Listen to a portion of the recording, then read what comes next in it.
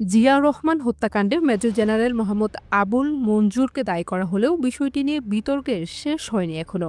বহু রাজনৈতিক ভাষ্যকারের মতে হত্যাকাণ্ডের নেপথ্যে হুসেইন মোহাম্মদ এরশাদের সম্পৃক্ততা ছিল। আবার একটি অংশ মনে করে এই ঘটনায় কোনো না কোনোভাবে শেখ হাসিনার সংশ্লিষ্টতাও ছিল।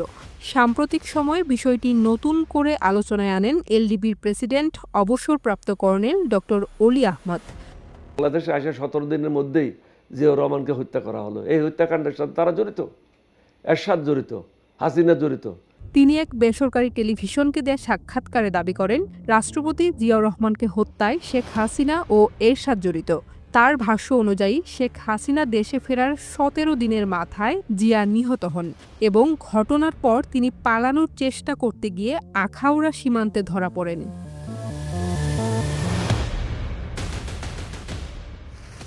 এই অভিযোগ একেবারেই নতুন নয়।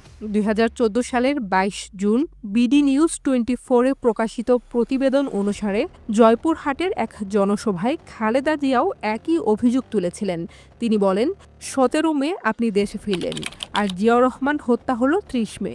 আপনি আসার ১৩ দিন পরে কেন জিয়াউর রহমানকে হত্যা করা হলো?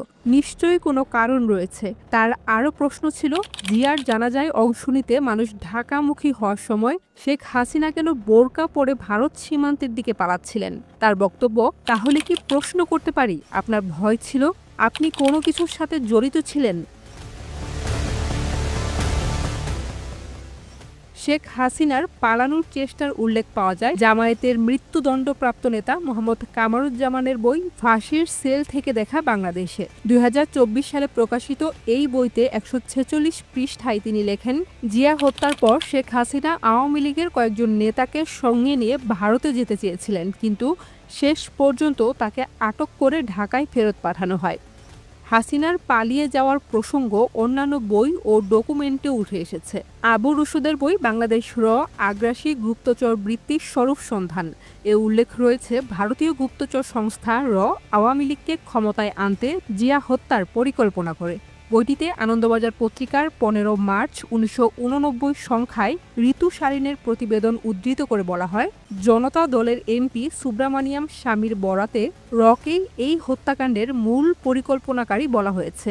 একই সঙ্গে কলকাতার ইংরেজি সাপ্তাহিক সানডের একটি রিপোর্টের উদ্ধৃতি দিয়ে ঢাকার দ্য নিউ নেশন এর একটি প্রতিবেদনে উল্লেখ করা হয়, ইন্দিরা গান্ধীর অনুমোদন ক্রমে ভারতীয় গোয়েন্দা সংস্থা প্রেসিডেন্ট জিয়াউর রহমানকে হত্যার ষড়যন্ত্র করে এবং তা বাস্তবায়ন করে। হত্যাকাণ্ডের মাত্র ১২ দিন আগে শেখ হাসিনা ভারত থেকে বাংলাদেশে ফিরে আসেন। তার প্রত্যাবর্তনের ৩ দিনের মাথায় ভারতীয় বাহিনী তালপট্টি দ্বীপ দখল করে নেয়, কিন্তু এ নিয়ে তিনি কোনো প্রতিবাদ করেননি বলে বিভিন্ন সূত্রে দাবি পাওয়া যায়। আর জিয়া হত্যার খবর পেয়ে সিলেট থেকে ঢাকায় ফেরার পথে তিনি ব্রাহ্মণবাড়িয়ার সীমান্ত দিয়ে ভারত যাওয়ার চেষ্টা করেন, যেখানে সীমান্ত রক্ষীরা তাকে বাধা দেয়। এ তথ্যও একাধিক ডকুমেন্টে পাওয়া যায়। সমস্ত উল্লিখিত ডকুমেন্ট, সাক্ষাৎকার এবং প্রকাশিত রিপোর্টে একটি বিষয় বারবার উঠে আসে, জিয়াউর রহমান হত্যার সময় ও পরবর্তী ঘটনা প্রবাহে শেখ হাসিনার পালিয়ে যাওয়ার চেষ্টা এবং হত্যাকাণ্ডের সঙ্গে সম্ভাব্য যোগসাজশ নিয়ে বিস্তর সন্দেহ ও প্রশ্ন আজও রয়ে গেছে।